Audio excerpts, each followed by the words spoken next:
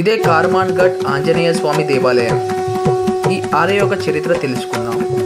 ఈ ఆలయం 12వ శతాబ్దంలో కట్టిన పురాతన కట్టడం.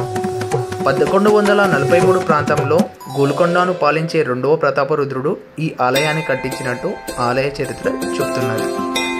అతి పురాతన కట్టడంగా ఉన్న ఈ ఆలయం నిర్మాణం చూడగానే భక్తులలో భక్తిభావం పెరిగిపోతుంది. 17వ శతాబ్దంలో ఔరంగజేబ్ గోల్కొండ కోటను ఆక్రమించుకొని దేశంలోని హిందూ దేవాలయాన్ని ధ్వంసం చేయమని ఆజ్ఞాపించాడు. ఔరంగజేబ్ను గడగడలాడించిన ధ్యానాంజనేయ స్వామి దేవాలయం నేలమట్టం చేయడానికి ఆలయ ముఖద్వారం వద్దకు చేరుకోక ఒక్కసారిగా ఒక పిడుగు వంటి భయంకరమైన శబ్దం వినిపించగా ఔరంగజేబ్ భయంతో వణికిపోయాడు.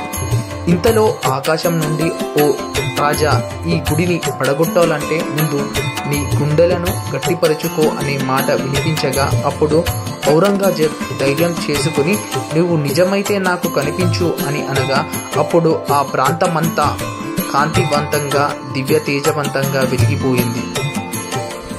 ఇదే కార్మాన్ ఘట్ ఆంజనేయ స్వామి దేవాలయ చరిత్ర.